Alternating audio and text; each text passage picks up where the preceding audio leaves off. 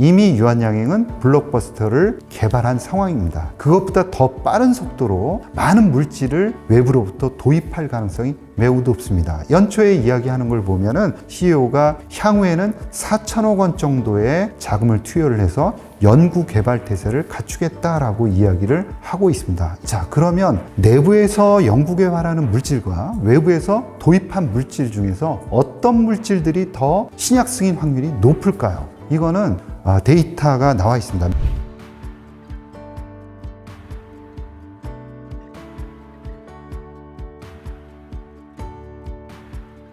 자, 이번 시간에는 유한양행 시리즈입니다. 유한양행이 오픈 이노베이션을 상당히 잘하는 회사로 알려져 있습니다. 오픈 이노베이션, 기술을 많이 수출도 하고 또 도입도 하고 이렇게 하고 있는 거죠. 이 회사가 과거에 어떤 물질을 도입을 했고 또 어떤 물질을 수출한 경험이 있는지 살펴보도록 하겠습니다. 자, 오픈 이노베이션이라는 것은 유한양행이 개발 초기 단계에 그런 물질들을 사들여서 임상을 어느 정도까지 진행을 합니다. 그 다음에 빅파마에게 고가의 매각을 하는 거죠. 그리고 이 물질에 대한 FDA 승인을 빅파마가 하도록 이렇게 하는 겁니다. 그렇기 때문에 물질에 대한 도입, 그 다음에 다시 기술 수출, 이거는 협업이 되지 않으면 안 되는 거죠. 이런 것들을 오픈 이노베이션이라고 이야기할 수가 있습니다. 그래서 유한양행은 이 오픈 이노베이션 전략을 통해서 앞으로 계속해서 성장해 나가겠다, 이런 전략을 구현하고 있는 회사 중에 하나다라고 볼 수가 있고요. 자, 그러면 이런 전략이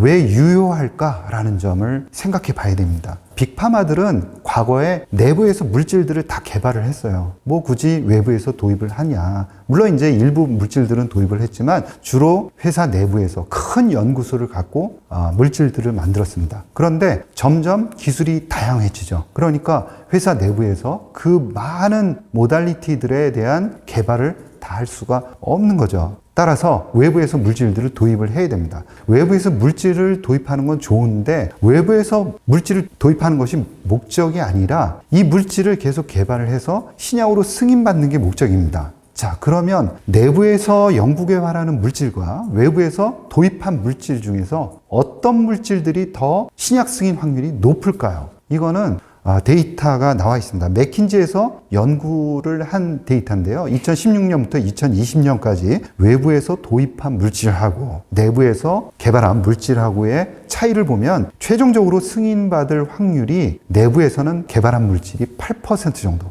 그 다음에 외부에서 도입한 물질은 18%입니다. 그러니까 외부에서 좋다고 이야기하는 그 물질들을 골라서 연구 개발을 했을 때 훨씬 더 효과가 좋다는 거죠. 따라서 외부에서 도입한 물질에 대한 관심이 높아질 수밖에 없고 성공 가능성이 더 높다. 이런 배경에 따라서 앞으로 유한양행의 기술 도입 앤드 기술을 수출하는 이런 오픈 이노베이션 전략은 유효할 수밖에 없다. 우리가 그렇게 정의를 내려볼 수가 있는 거죠. 자, 그러면 유한양행의 기술 도입 역사를 간략하게 한번 보시겠습니다. 자, 2009년에 한올 제약으로부터 기술을 도입을 합니다. HL040이라는 물질을 도입을 합니다. 이 물질은 두 개의 약물을 결합하는 그런 물질이고요. 두 개의 약을 먹어야 되는데 하나로 합쳤습니다. 그러면은 환자의 편리성이 높아지겠죠. 따라서 수능도가 높아지게 됩니다. 더불어서 치료 효과도 더 높아지도록 설계가 된 물질입니다. 다음으로는 2015년 여러분들이 잘 알고 계시는 레이저티닙, 렉나자를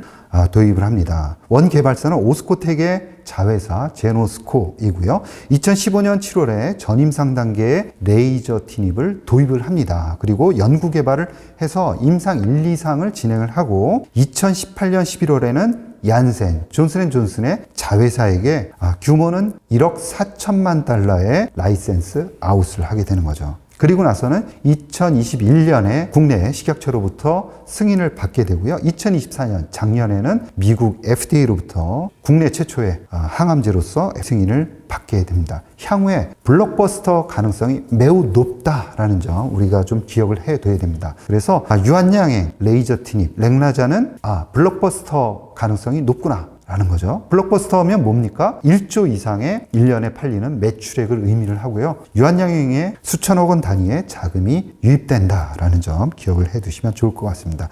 자, 2018년에는 YH359 995라는 GCS 저해제, 다소 좀 어려운데요. 고셔병 치료제를 타겟으로 한 물질을 GC 녹십자로부터 도입을 하게 됩니다. 이 물질은 특히 제3형 고셔병 환자의 뇌 내의 GCS 수치를 장기간 억제하는 특징을 보이게 되는데요. 현재 2024년 7월에 식약처로부터 임상 1상 IND 승인을 받았습니다. 현재는 건강한 성인을 대상으로 해서 안전성과 약동학적 평가를 진행하고 있습니다. 자, 2020년에는 YH12852 세로토닌 수용체 사형 작용제를 유한양이 개발해서 이것은 기술 수출을 한 겁니다. 그러니까 지금까지는 좀 반대죠. 프로세사 파마슈티컬스의 기술 이전을 하게 됩니다. 정증은 위무력증 치료제로 개발을 하는데요.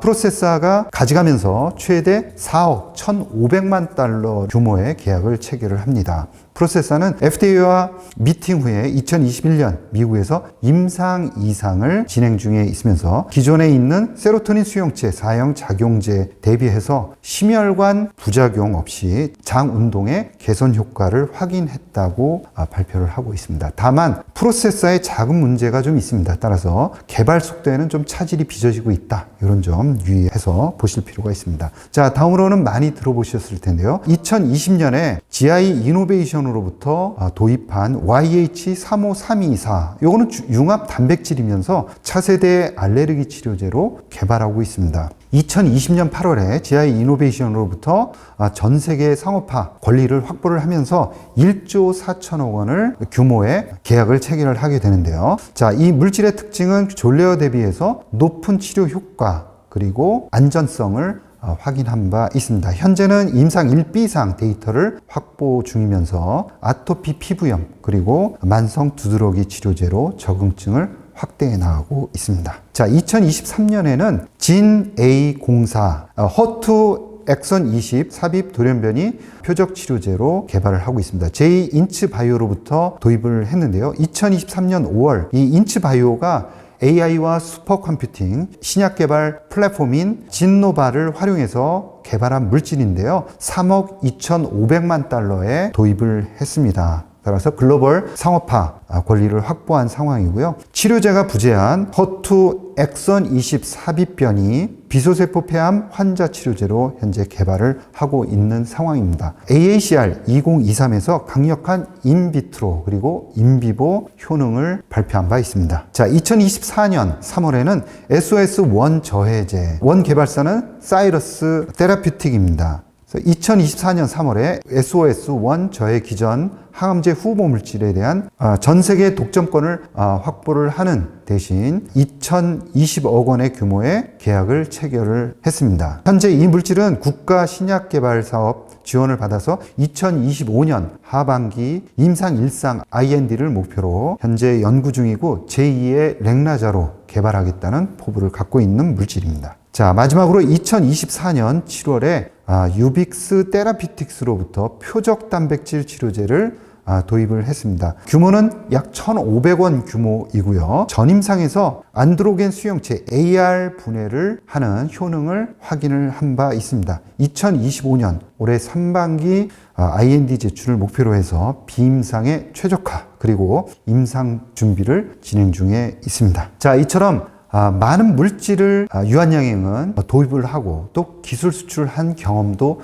가지고 있습니다. 중요한 것은 이 오픈 이노베이션 전략을 활용하기 위해서는 어떤 물질이 좋은지 선구안이 좋아야 됩니다. 그런데 렉나자를 발굴을 해서 기술 수출함으로써 유한양행의 약물을 고르는 선구안이 좋은 거 아니냐 이런 평가를 현재 받고 있는 거고요. 아마 유한양행은 렉나자의 경험을 통해서 아마 조금 더 좋은 물질을 발굴하는 그런 경험을 쌓게 되지 않았나 그렇게 생각을 합니다. 유한양행은 빅바이오텍으로 성장해 나가는 기업입니다. 빅바이오텍으로 성장해 나가기 위해서는 첫 번째 가장 중요한 블록버스터를 개발하는 게 중요한데요. 이미 유한양행은 블록버스터를 개발한 상황입니다. 따라서 이 블록버스터로부터 향후에 유입되는 다양한 물질로부터 앞에서 본 것처럼 그것보다 더 빠른 속도로 많은 물질을 외부로부터 도입할 가능성이 매우 높습니다. 연초에 이야기하는 걸 보면은 CEO가 향후에는 4천억 원 정도의 자금을 투여를 해서 연구 개발 태세를 갖추겠다라고 이야기를 하고 있습니다. 이 이야기는 현재 2천억 원 단위의 연구 개발 자금보다 2배 이상 늘어난 겁니다. 이렇게 연구 개발 자금이 늘어날 수 있는 것은 블록버스터라는 랭나자를 확보하고 있기 때문에 자신감이 있는 거죠. 따라서 향후에 들어오는 많은 물질로부터 또 블록버스터를 개발을 하게 되고요. 이렇게 2개, 3개의 블록버스터를 확보하게 되면서 유한양행은 빅바이오텍으로 성장해 갈 가능성이 매우 높다라고 생각을 합니다. 이상으로 유한양행의 기술 도입과 기술 수출 관련한 오픈 이노베이션 전략에 대해서 말씀드렸습니다. 여러분 고맙습니다.